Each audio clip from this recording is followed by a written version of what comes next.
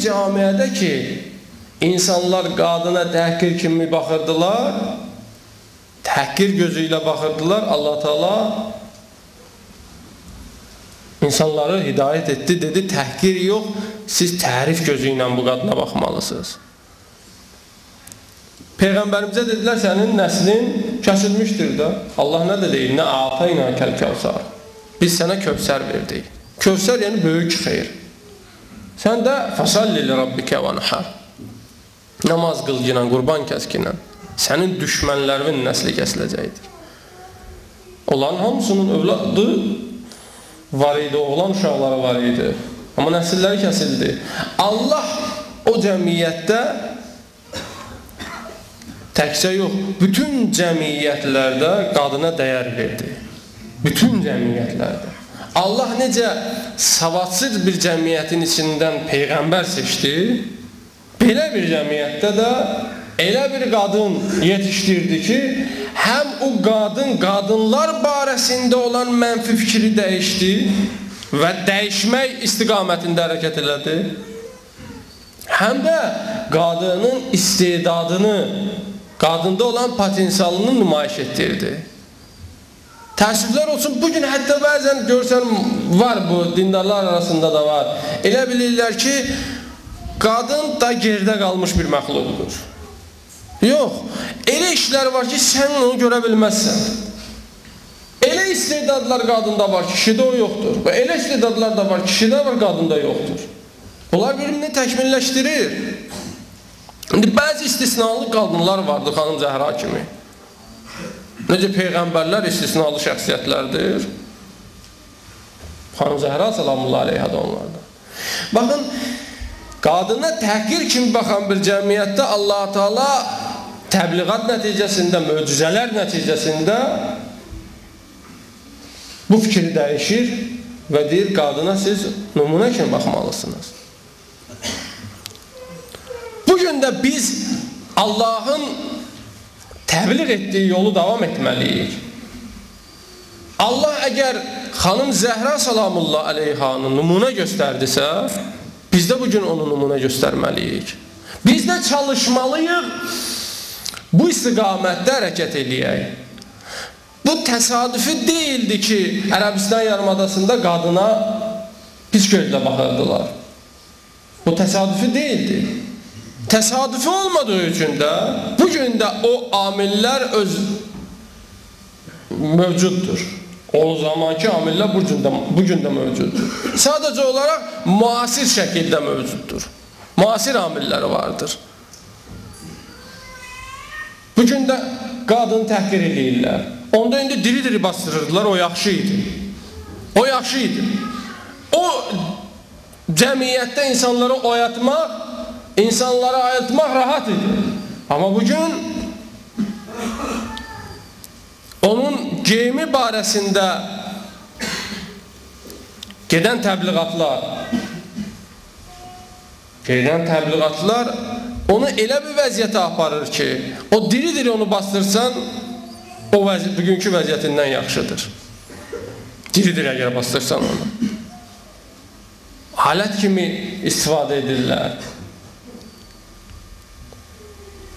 Da özünüz yaxşı bilirsiniz, mən o istiqamətdə söhbət etmək istəmirəm. Sadəcə olaraq bunu toxunmaq istəyirəm. Siz dünyaya bir dənə baxın, qadından necə istifadə edirlər. Bir dənə şamponu, bu satmaq istəyir, bir dənə şampon. Baxın, o qadını hansı vəziyyətə salır ki, o şamponunu satsın. Heç nədir də bunun üçün də qadında. Heç nədir. Amma bir qeyrətli kişi milyon da ona versin, desin ki, qadının başını aç ki, ya belə geyindirməz. Niyə? Çünki deyər ki, mənim namusum mənim üçün hər şeydən üstündür. İndi ona desin ki, qardaşım, sən bir insan haqqından danışsan, qadın haqqından danışsan, bu qadını sən bir dənə şampona satdın. Bu isə milyon buna pul versin, razı olmaz ki, sən o, məsələn, satdığın paltırı 5 dəqiqə geyinsin. Bu insan haqqını qoruyur ya sən? Onlar car çəkirlər ki, biz insan haqlarını qoruyuruq. Biz qadın hüquqlarını qoruyuruq. Gender bərabərliyi. Kişi ilə qadın bərabərdir. Bu mümkün olan şey deyil axı. Qadın kişi olsa bəli, bərabər ola bilər. Hərənin özünə görə qanunu vardır.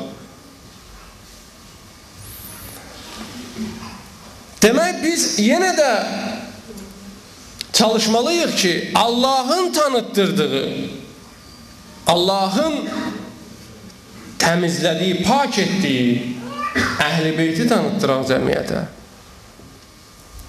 Bizim vəzifəmiz vardır ki, xanım Zəhra salamullah aleyhanı təbliğ eləyək. Onda biz hədəfimizə çatarıq. O cəhalət dönəmi yenə də bugün vardır. Necə Allah Teala cəmiyyəti o cəhalət burulğanından çıxartdı, xanım Zəhra salamullah aleyhanı qabağa verməklə biz də həmin işi görmədik. Biz də öz qonlar arasında, ailəmizdə, qonşumuzda tanıtdırmalıyıq. Təkcə ona görə yox ki, bu fəzilətlidir, Peyğəmbər balasıdır. Həm də ona görə ki, bizim üçün örnəkdir bu. Bizim qadınlarımız xanım Zəhranı nümunə götürməlidirlər. Onda bəli biz xilas olarıq. Onda bu məsələ gəlmələrin mənası olar. Onda bu əzaların, bu mərsiyələrin bir nəticəsi olar. Yoxsa elə biz ağlayan xanım Zəhra üçün gedək onu özümüzə nümunə seçməsək heç bir mənası yoxdur. Bugün onu istəyirlər, təbliğ eləyərlər. Siz məsciddə ilə namaz qılın, ağlayın xanım Zəhra üçün, İmam Hüseyin üçün, amma çölə çıxdınız, məsciddə müsəlman olun, İslamçı olun, çölə çıxdınız, biz necə deyirik, elə yaşayın. Yox, onun üçün gəlmədi Peyğəmbər. Peyğəmbər gəldi, Allah Teala Quranı göndərdi ki, Allahın istədiyi kimi biz yaşayaq. Kiminsə istədiyi kimi yox. Sən özün istədiyin kimi də heç yaşaya bilməzsən. Sənin haqqın yoxdur ki, öz istədiyin kimi yaşayasan. Əgər mənim haqqım yoxdursa, öz istədiyim kimi yaşayayım.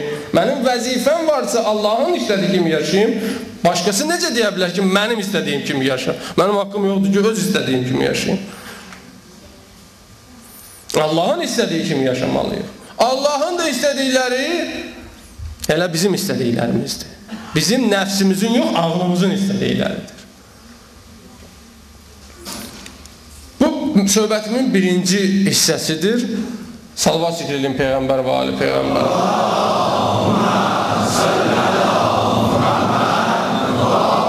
Allah necə bir savadsız cəmiyyətdə, mədəniyyətsiz, geridə qalmış bir insanlar içindən Peyğəmbəri seçdi, xanım Zəhranı da elə ərsəniyyət etdi, yetişdirdi. Xanım Zəhranı yetişdirdi ki, 11 imam yetişdirsin. Və bugün qadınlar fəxr eləməlidirlər ki, xanım Zəhranın davamçılarıdır. Vilayətin də, nübüvvətin də ilkin şəhidləri qadınlar olmuşdur. Həm Peyğəmbərimizin yolunda, nübüvvət yolunda şəhid kim oldu? Sümeyyə. Bu qadının böyüklüyünü göstərir. Həm imamət yolunda xanım Zəhra salamullah aleyha oldu.